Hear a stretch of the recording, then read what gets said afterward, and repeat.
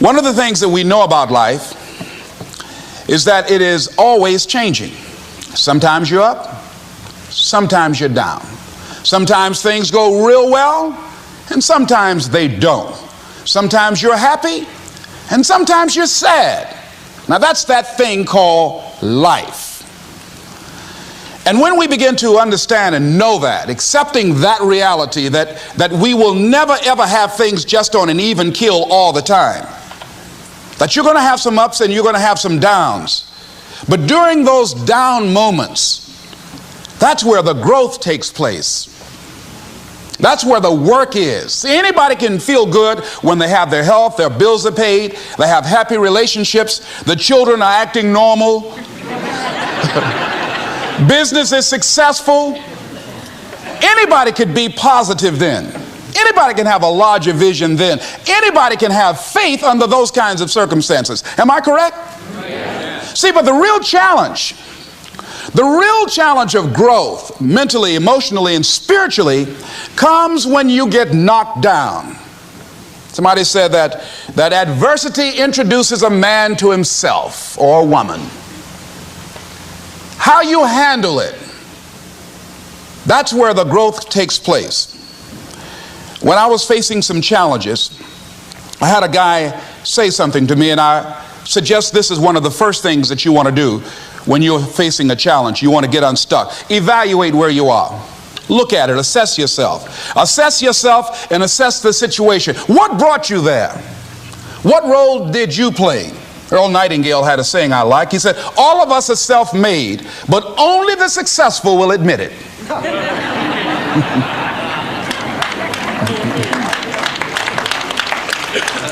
What has brought you to this point? What did you learn from it? Are you learning anything, or are you doing it over and over and over again?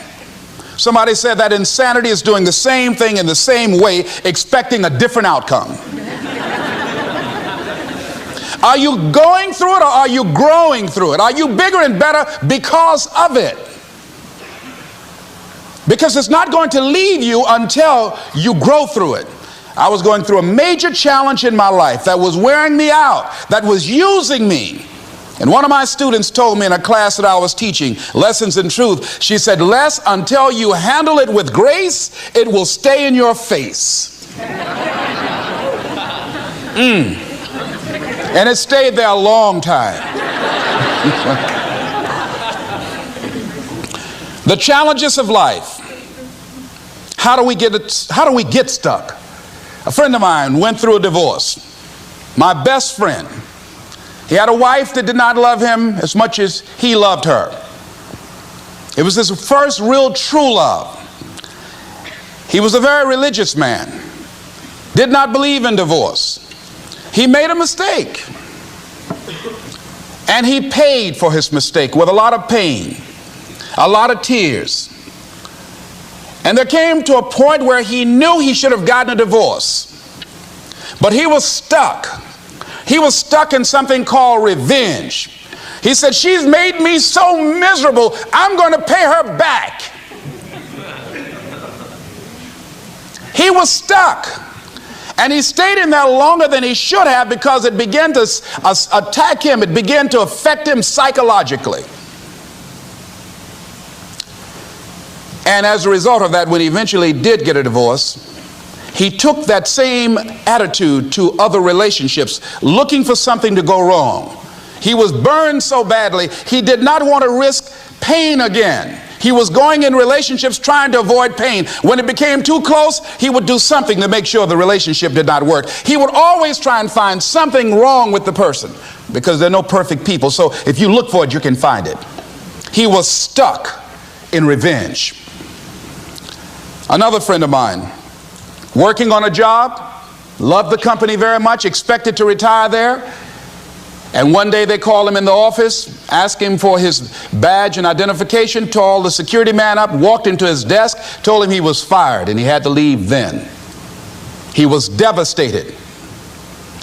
And if you came anywhere near him, he will tell you his story, as we all have stories. Even when he got a job, he went on the job telling anybody who would listen how they fired him unjustly. And he always ended with, "It wasn't fair." Life isn't fair. Life just is. It's not fair that birds eat worms, and they do. So we can't even deal with what's fair. But he's stuck in the fact that it's not fair. I don't deserve that. Here's the big challenge of life. You can have more than you've got because you can become more than you are. That's the challenge. And of course the other side of the coin reads, unless you change how you are, you'll always have what you got. I have found in my experience that income does not far exceed personal development. Now sometimes income takes a lucky jump, but sure enough, unless you grow out where it is, it'll usually come back where you are. Life has strange ways. If somebody hands you $1 million, best you become a millionaire quickly, so you get to keep the money. Otherwise, sure enough, it'll disappear.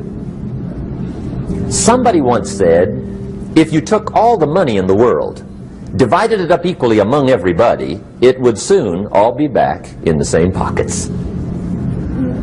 Incredible. Success is something you attract, not something you pursue. Success is looking for a good place to stay. So instead of going after it, you work on yourself. Personal development. See, the major question to ask on the job is not what are you getting? The major question to ask on the job is what are you becoming? See, the big question is not what am I getting paid here? The big question is what am I becoming here? Because true happiness is not contained in what you get. Happiness is contained in what you become. I want to share with you how to reach your goals. I think the Bible is the greatest motivational book ever been written. Now I want you to repeat after me, please. We got to recondition our minds first. Let us say together, good things are supposed to happen to me. Yeah, write that down. I want you to say that to yourself every day. See, we live in a world where we believe that bad things are supposed to happen to us. I remember at a point in my life, Bishop, when things are going good for me, and I said, this is too good to be true. Something is bound to happen. Guess what? It did. Thou shalt decree a thing that shall be established unto you and shall accomplish that whereunto it has been sent. Watch your words.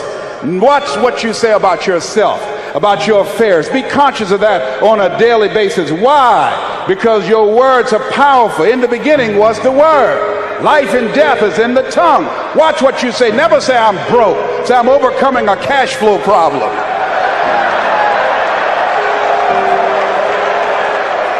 Claim what you want, not what you don't want. So affirm, good things are supposed to happen to me, and begin to believe that. Begin to expect that.